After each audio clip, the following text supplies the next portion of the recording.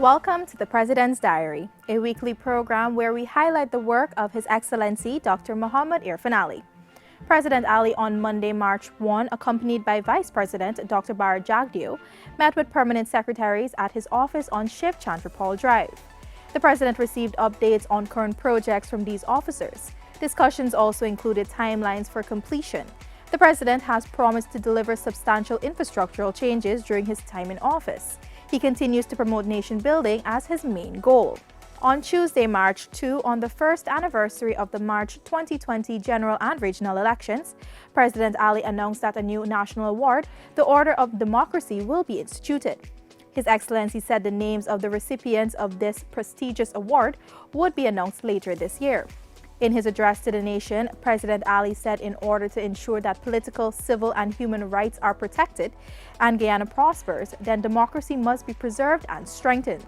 Consistent with my declared policy of keeping you, the people of our country, fully informed of my actions and the reasoning behind such actions, I advise that I propose that the nation should honor, for now and all time, courageous persons who defend democracy in Guyana. Democracy, the head of state says, is vital for the freedom of people, for human rights, including freedom of the media and freedom of expression. I want this generation to ensure that democracy is preserved for us and that it is never lost for future generations. All of that was at stake last year. We experienced a dark time when we were made to walk through a deep valley in which the shadow of autocracy at home and ostracism from abroad hung over us. President Ali has called for the repositioning, restructuring, rebranding, and reorganizing of the Guyana Police Force to better serve the interests of the people. The head of state was delivering his feature address on Thursday morning at the opening of the police officers' annual conference hosted at the National Cultural Center. The successful repositioning of the GPF, the president told the gathering, hinges on how effectively the advancements in the security sector can match those in the legal system. In restructuring the force, Dr. Ali said the goals must be effectiveness, responsiveness, clarity of vision, and a singular approach confined to service to the people. It must not be a top-down, top-heavy approach. It has to be an integrated approach, where every level is strengthened to operate at its optimal level.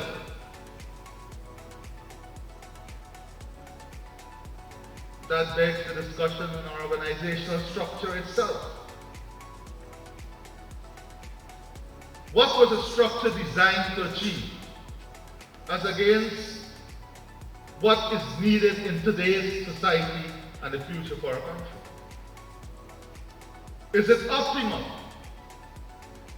Are there recommendations that we may come up with? Rebranding of the GPF, President Ali said, is an important component of improving its image locally and internationally. The expertise of strategic marketing professionals, he noted, is necessary to ensure the success of the rebranding process. We need to retool. Identifying training needs, having a gap analysis done in relation to what training is required, and building a training program that responds to that gap analysis. Not the traditional training program that we go through all the time in a monotonous way. The training has to be linked to something, has to be linked to that gap analysis. President Ali reiterated his government's commitment to the upliftment of the force. At the end of the conference, the head of state anticipates a refreshed police force that is more people-centered and flexible to respond in a changing global environment. President Ali says the opposition APNU-AFC needs to explicitly recognize and acknowledge the legitimacy of the PPPC administration. The president was responding to questions posted by the media on the sidelines of the police officers' conference regarding discussions with the opposition on Guyana's territorial integrity and engagements with international oil and gas companies operating offshore. President Ali says he has continuously reached out to the leader of the opposition, Mr. Joseph Harman. How long are you going to continue on this road? How long are you going to continue to deny yourself the truth and sell a narrative that is filled with such falsehood? I'm ready to speak to all gangs, and I've been doing that. The question is the leader of the opposition ready to speak to the legitimately elected government? The president reissued a call to the opposition leader to do the right thing and to stop pushing a false narrative. I'm saying to you now that the leader of the opposition needs to recognize the government and the president. And I don't want no implicit recognition. He must go there publicly and say the government that is legitimate, and he's recognizing the government and the president, and then let's talk. His Excellency journeyed to Dihoop Mahaica on Friday to join family and friends of the Kurtapals for the funeral service of their 20-month-old son, Aiden, who died after the vehicle his father was reversing accidentally ran over him. President Ali, who is himself the father of a toddler, urged the Kurtapals to lean on their faith during this sad time. He offered his sympathies to Aiden's family, laid a wreath in his honor, and reinforced the importance of faith during times of sorrow. We have to be strengthened by faith. And faith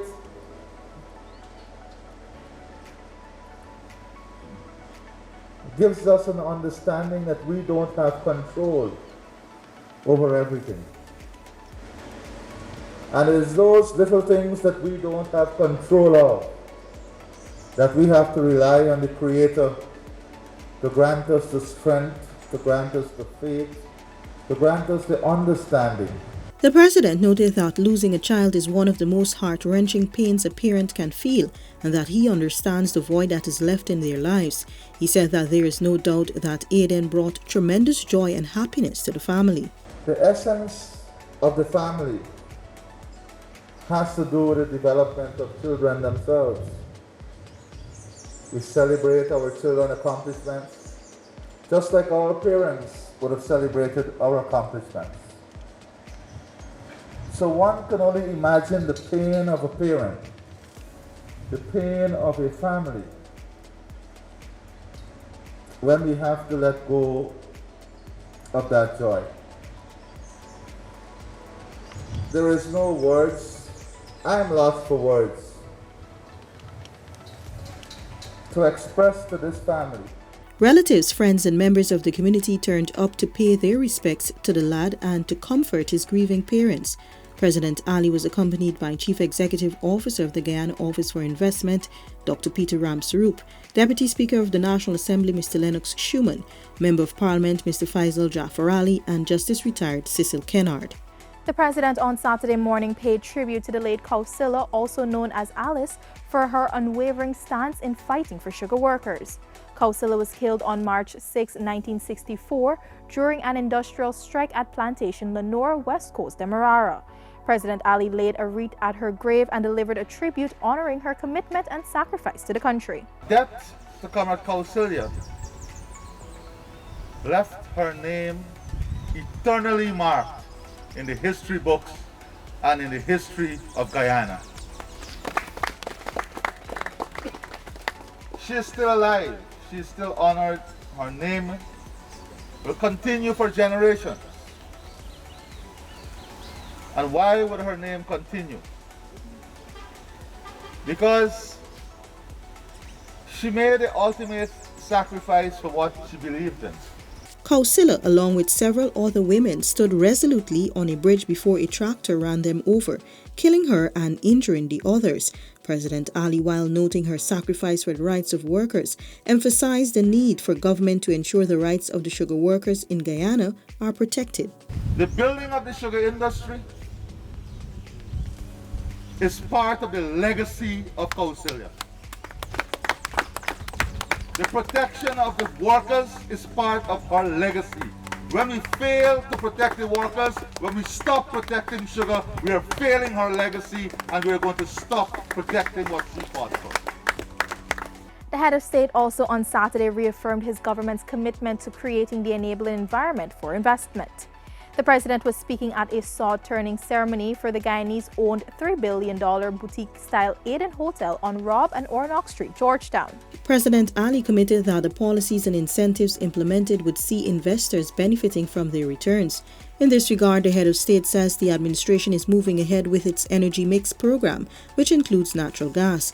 This will see the reduction in energy costs by 50% and would benefit the people and businesses tremendously. You have to be bold and courageous in making a decision, in creating the environment that will bring the investment to have the energy mix that will make you competitive. And that is what we're doing, bringing the energy mix to make us competitive.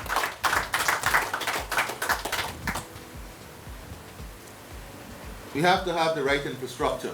President Ali said investment in infrastructure that will lead to the creation of new opportunities and better conditions for the citizens and the expansion of growth is critical.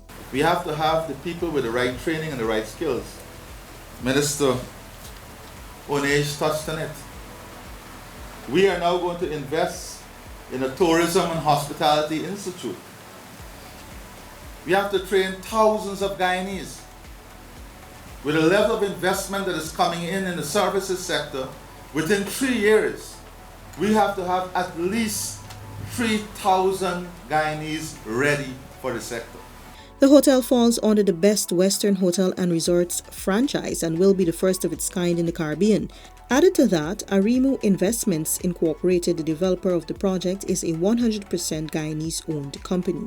On Saturday, His Excellency opened a 2-day exhibition themed We Lift. Women's entrepreneurs, we lead, we innovate, we flourish together. The exhibition highlights women in business, the creative arts, food, beauty, wellness, and other industries to commemorate International Women's Day on March 8th.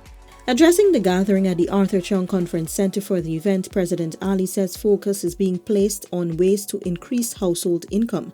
He said his government is working on a massive program to be implemented countrywide, where we can have training in the call centers, and women who are homemakers, they can be part of that training so that they can also be exposed to an economic activity that would add to household income, giving them a greater strength of character. President Ali underscored the importance of having the necessary economic investments to support social development in order to create a balanced society. If we do not have the economic changes and the economic opportunities to support the social development, then you will have political problems. It is just the nature of things. That is why the platform has to be built on economic, social, political, and cultural basis. The head of state says his administration is looking at programs for women which are built on 6 characteristics. These include greater participation, empowerment, enhanced livelihood options, a more secured environment, stronger families, and ensuring that our institutions and national framework address the challenges faced by women in a holistic manner. This has been the President's Diary, where we took a look at His Excellency Dr. Mohamed Irfaan Ali's week of activities. Thanks for watching. Join us again next week.